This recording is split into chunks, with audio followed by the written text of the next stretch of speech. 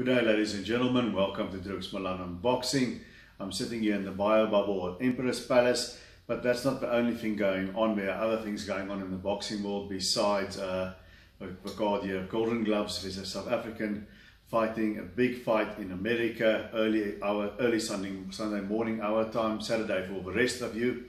There's some interest in this as well. So Edwin Strydom, this one is for you. You asked for it, so this is my take on it. We touched on it briefly in my talks with Kevin Reina and Brian Mitchell and Alan Wheel. But here's a basic thing. Chris van Heerden, nicknamed The Heat. We have to ask a question, will The Heat be on? I think The Heat will definitely be on. It's always on. But will The Heat be enough, or will Jaron Ennis throw water on it? Because Chris van Heerden is taking on a top American young up-and-coming fighter in Jaron Ennis. Now, to give you a sort of idea, I'm a contributor to the Ring, the oldest magazine in boxing there in America. A few issues ago, they had an issue that the cover story was about the new young guns in boxing. Will they take over for new blood, so to speak? Now, on that cover picture, it was sort of almost like a cartoon with all these guys horsing around the table and whatever and joking around. And there were various guys on that picture, and there was, for example, Teofimo Lopez. Now he is the next best thing. He just beat Vasyl Lomachenko to become the undisputed lightweight champion.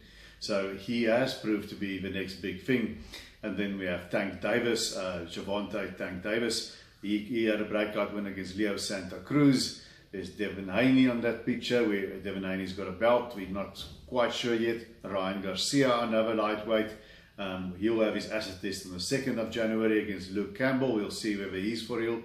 And then some of these prospects stumbled. They didn't make it. They might still come back. One of them was Daniel Dubois. He lost to Joe Joyce, so he'll have to regroup.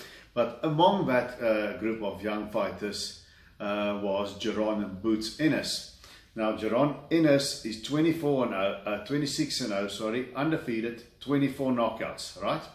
And he's a welterweight. Now, Chris, he's been in the game for a long time. He's a former IBO belt holder.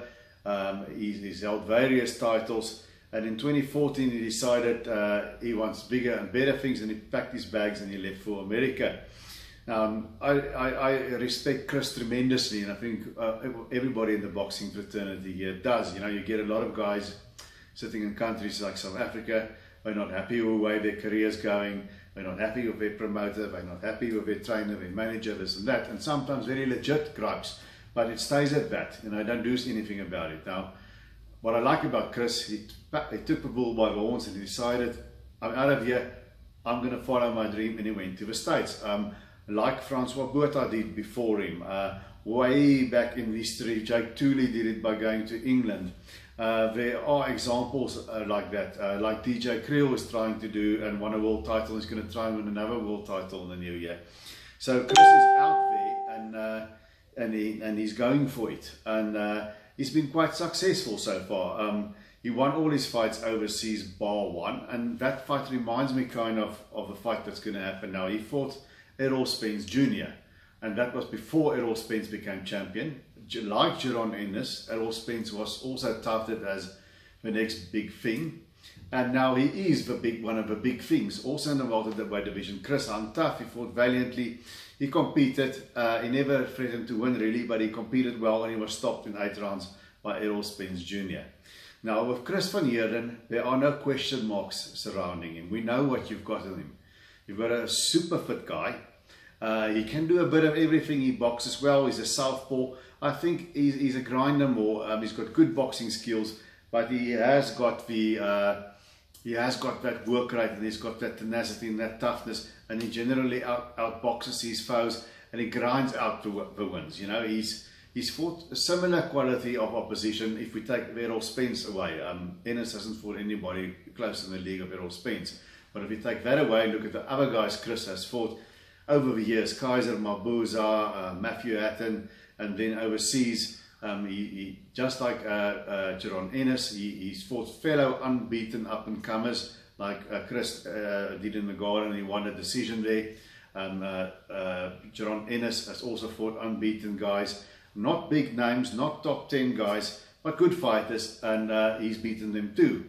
And I think Chris van Heerden, his last fight was in August. He fought another guy with a good record, just outside, not a top 10 guy, but a good solid fighter, Aslanbek Kozaev, and he won the decision in over 8 rounds. It's quite a good fight.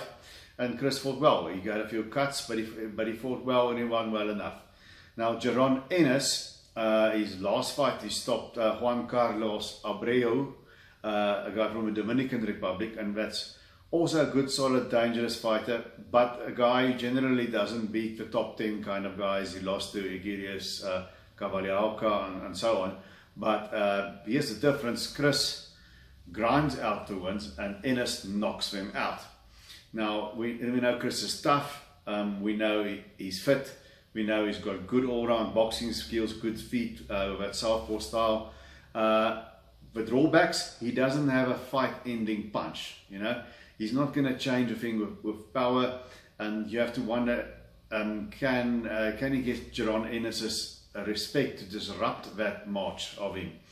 Now, Jaron Ennis, on the other hand, the other thing about Chris, just before I leave that topic, he does cut easily. That is a worry. So I hope he's got a good cut man in his corner, but I'm sure they'll have it. Now, Jaron Ennis, he's the taller guy. He's got the better reach, the longer reach. He's also younger by 10 years. Chris is 33. He's not that old, but he's had a long career with punishing fights. He's 28-2-1 now, with I think 12 knockouts. And then Ennis is 26 with 24 knockouts, but Ennis definitely has the power. He's an athletic sort. He's unorthodox. He fights in the orthodox stance, but he quickly changes southpaw as well. So he seems to be a bit like Terence Crawford in that sense, that he likes to fight southpaw sometimes he fights orthodox. Now he's got a good jab. He can jab well. He moves well. There are things that I can see in Jaron Ennis that can be exploited. He gets over, when he hurts a guy, like you saw in the Abreu fight, he gets overexcited and sometimes he swings a bit wide to me. You know, he's got heavy shots, but he swings wide. So there are gaps in there that a good counter puncher can exploit. So Chris could conceivably go and stand in the pocket, tuck in and look for those counter shots. My problem would be if he does that, I'm sure he will hit Ennis with a shot or two, but is he going to budge Ennis? And how much punishment might he take in doing so by being in that kill range of Ennis? So that is where I think that might not work. It's a very complicated thing to work out the strategy for Chris van Heerden here. I think he is light on his feet. I think what he should do is maybe take the fight in 2 halves. Get through the first few rounds and not get knocked out by Ennis, because he's got heavy hands. And you've got to be careful being too aggressive. Like Abreu, he at one stage started to go for broke. And Ennis has a way of walking you onto his uppercuts. He throws these uppercuts from funny angles, almost a little bit like Naseem Hamed used to do. But they also come wide. There's openings there, but he does it from an angle. If you're quick, you can exploit it. But don't be too aggressive and you walk onto his shots. Ennis is going to put you down. So I think Chris van Heerden, maybe if he just boxes the first 4 rounds and say you don't want to give away too many rounds. If I can, IBO belt is also on the line in this fight. I think Chris van Heerden needs to just box carefully for the first couple of rounds. Be on his toe, disrupt the rhythm, work his own jab against Ennis, try the long shots to the body and get out of range. Hit and get out of range, step around him, hit and get out of range. Make Ennis get a bit desperate and expend a bit of energy, because there's one a big light at the end of a tunnel that I see for Chris van Heerden. This is one question mark over Jaron Ennis. In those 26 fights, right? He's gone the distance twice, but he's never been beyond 6 rounds. His points wins were over 6 rounds and over 4 rounds early in his career, and always stoppages, always fights have ended. Stoppages have been within 6 rounds and usually less. So he's not a guy that's used to going rounds. Chris is used to going rounds. We don't know if Jaron Ennis has got that stamina to go through a war of attrition. And that is a thing that I think Chris should exploit. Just try and get through the first third of a fight. Just try and stay out of trouble, get through it, and make Ennis expend that energy, and then gradually come in, work that body, find those gaps between the shots, and exploit Ennis as he gets more desperate, I think, and grind out a decision when the typical Chris van Heerden way, whether he'll get the decision is a completely different thing, but he cannot knock, I can't see him knocking Jaron Ennis out unless it turns out that Ennis always had a glass jaw. I don't think that's the case, and even if he doesn't have a great jaw, Chris hasn't got that big punch. So Chris needs to use his experience, his fitness, he needs to have a strategy and apply it, and I think stay out of trouble and then start taking over and hope for Jaron Ennis to tire and those gaps in the swings to become bigger and bigger. Because a guy who really puts power on his shots like that, if you make him miss a lot, he's going to get tired. It's a tough one, and it's in a tough division. Just to put it into perspective to you what the welterweight division actually is.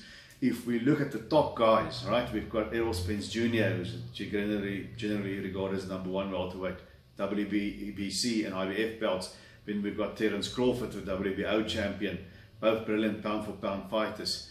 Manny Pacquiao was a WBA champion, legend of a man, came back and beat Keith Thurman.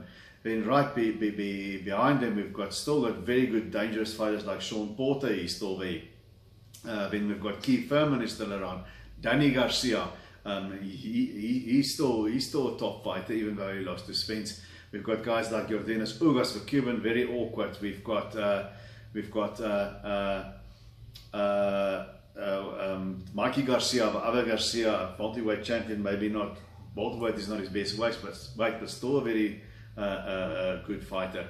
So neither Chris nor Jaron Ennis are in any of the independent top 10 rankings. I'm not talking sanctioning bodies, I'm talking rankings beyond the sanctioning bodies. I find they're a better indicator of quality, like the Ring or the Transnational Boxing Rankings Board. Those two, I think, if one can go to, that gives you a good indication. Neither Jaron Ennis or Chris van Heerden, as good as they are even in the top 10 of a welterweight division in that sense.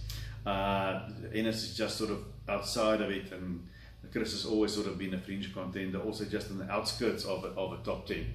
So, but if Chris van Heerden can pull it off against Jaron Ennis is a big deal in the States. People are watching him.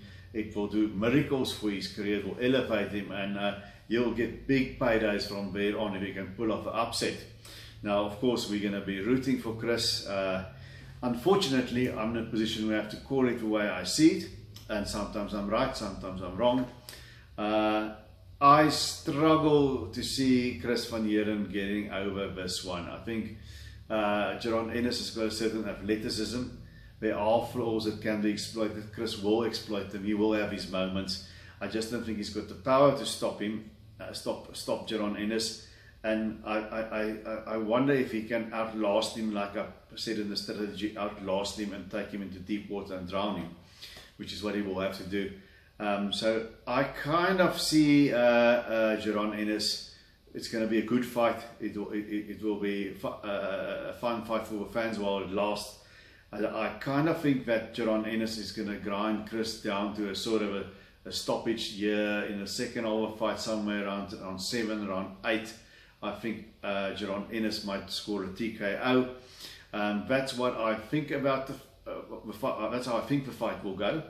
But we all hoping Chris pulls it off. So all the best of luck to you, Chris van Heerden, the heat, and bring it home. We hope that you do well.